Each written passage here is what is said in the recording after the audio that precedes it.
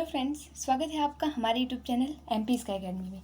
आज के इस वीडियो में हम जानेंगे कि उपनिवेश क्या होता है, उपनिवेश को जानेंगे और औपनिवेशिक क्या होता है। इसको हम अच्छे से समझेंगे। अब वीडियो को लास्ट तक देखिएगा, समझ में आ जाएगा।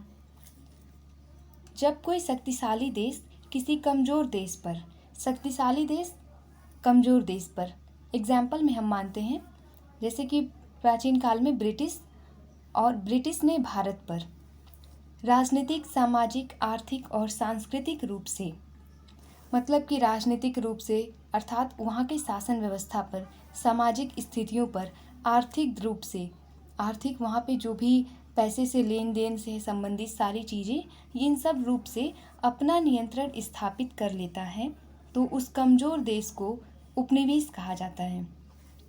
तो इस सब तरीक़ों से जब ब्रिटिश ने भारत पर अपना नियंत्रण स्थापित कर लिया, तो उसे, भारत को ब्रिटिश का उपनिवेश कहा जाता था। तो जो कमज़ोर वाला देश पड़ा यहाँ पर, वो उपनिवेश कहलाया। इसी तरीके से और भी एग्जाम्पल्स हैं।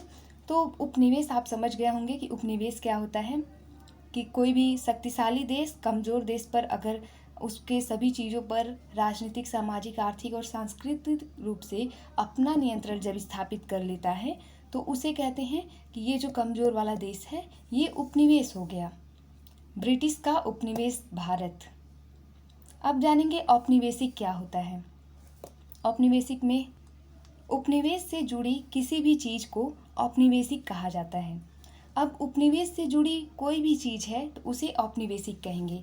जैसे कि मान लीजिए कि हमने अभी पढ़ा कि उपनिवेश क्या होता है, तो भारत उपनिवेश है, ब्रिटिश का उपनिवेश भारत, हमने अभी जाना है।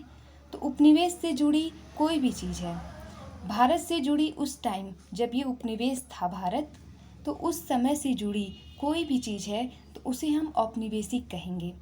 जैसे कि मान लीजिए उस समय जो सरकार बनी, जैसे राजनीतिक रूप से ब्रिटिश ने भारत पर अपना नियंत्रण स्थापित कर लिया, तो जो सरकार उस समय थी ब्रिटिश सरकार, वो उसे हम औपनिवेशिक सरकार कहते हैं। जो कानून उस समय था उसे हम औपनिवेशिक कानून। तो इस तरीके से आप उपनिवेश और औपनिवेशिक इन दोनों को समझ चुके होंगे।